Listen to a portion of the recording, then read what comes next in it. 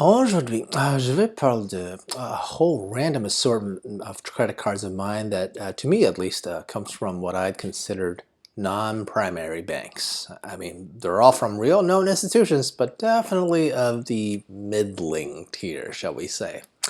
Yeah.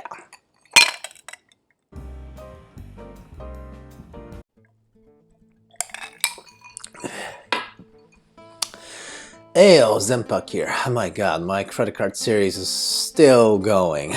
Oh, and why did I think any different? After all, I do have a whole lot of them. Today's batch are from 3 separate banking institutions with a combined 5 cards. Good lord, don't worry. I will keep my rant brief, as honestly most of these cards are not particularly strong at all. Okay, maybe that's because I'm definitely not very committed to any of these 3 banks that issue these cards. I mean, not right now anyway. At least one of the 3 banks does have a bit of potential. Still, okay. Now, I assume most of us have some personal opinions on banks in general rather than just credit cards, and me too. So I'll splice my opinion of those in as well.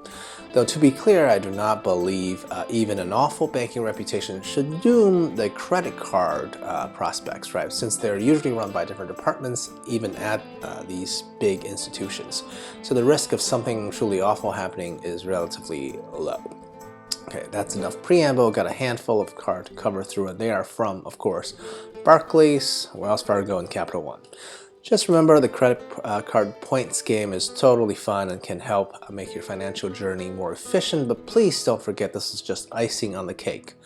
Okay, and points did not make me retire early. They just make my life a little bit easier. Right. So if you're intrigued by what I might say, please subscribe, like, comment, share, all that social media buzzwords, or whatever, because I'm rich enough for me, and I will be great regardless.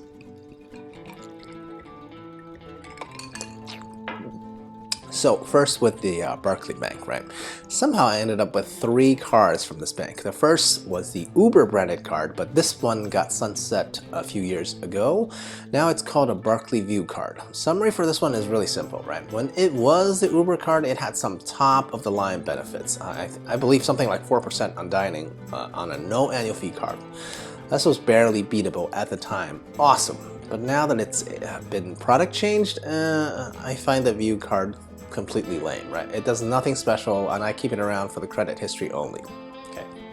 The next 2 Barclays cards actually serve the same exact purpose, which is JetBlue Airlines. They have 2 cards, and I have both, the JetBlue and the JetBlue Plus card.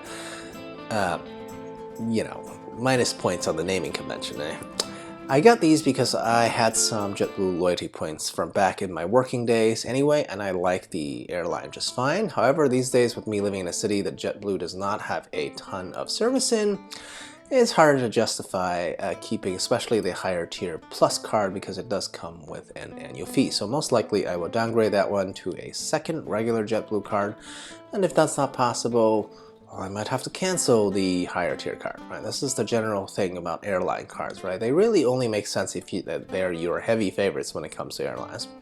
Now with hotel cards, I can still spread my bets amongst different ones, but with airlines, my god, I assume one has to be flying a ton to make any headways with even a single airline. And me personally, I'm just not flying enough to spread my bets with more than one, and JetBlue is simply not that one right now.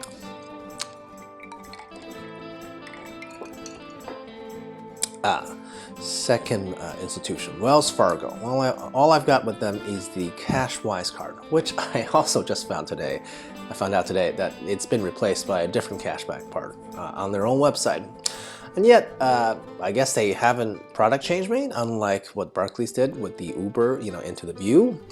So I still have the CashWise card, and sadly the only nice thing I can say about this card is that it has a unique bright yellow color. Seriously, I like the design of a bright colored card, and their Wells Fargo logo that's on there is pretty intricate as well, so it looks nice physically, right?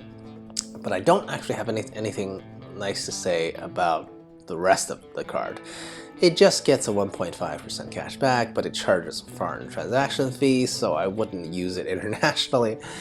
And Also, Wells Fargo gave me a pitifully low credit limit. I mean, seriously, I have other cards that literally has 3x the limit as this one. That's surprising considering I've had multiple mortgages with this bank at this point, right? Not concurrently, but sequentially. So it really just reinforces the idea that Wells Fargo as an institution is just poorly run, right?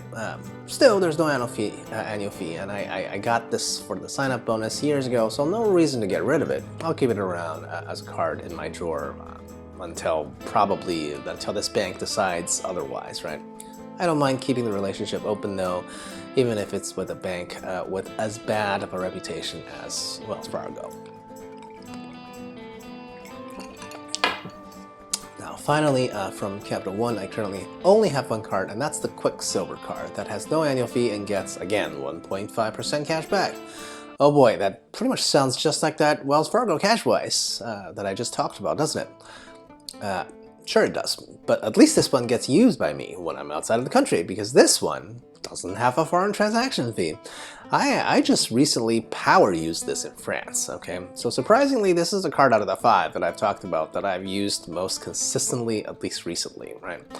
Also, on the vanity side, I want to mention this is probably my only card right now that allows me to pick a custom image, or in my case, a custom photo to be put on it. I mean, I literally nitpicked for like a month before settling on an image, right? Hard to hate your own pick, right? Now, the card itself, really nothing too special, but like I said, it's easy to maintain to keep the relationship with the banking institution. Now, I have no special knowledge about this, but I do feel like it is usually easier to get another card with a bank if you already have one with them to begin with. Fight me on that one if you want.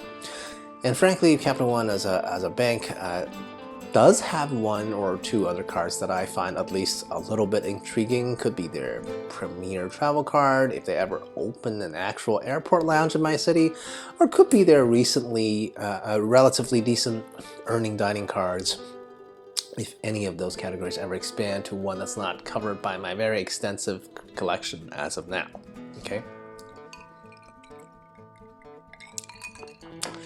So, I mean, would I recommend any of these cards to anyone I know? Actually, yes, at least the Capital One Quicksilver card, right? I think that one is totally appropriate for anyone who just wants minimal fuss, right? Even the JetBlue card would make sense if you're a huge fan of the airline, but that's much more situational, right? So yeah, I wouldn't consider any of these 5 cards like a core card for me at this point in terms of min-maxing benefits, but most likely all of them have a spot to stick around at least, right? I don't know, sometimes I just like feeling I have a substantial total credit limit, you know, across all my cards, right? I mean, that's totally a vanity attribute since I am obviously very responsible. I'm never gonna go near my credit limit, right? I think my utilization rate overall is usually month to month less than 2%, okay? But having the option of credit is helpful no matter what Dave Ramsey says, okay? So yeah, your mileage definitely may vary. So does anyone like Capital One, Wells Fargo, or Barclays for their credit card or banking needs? Please let me know down below. Okay. Cheers. A la prochaine.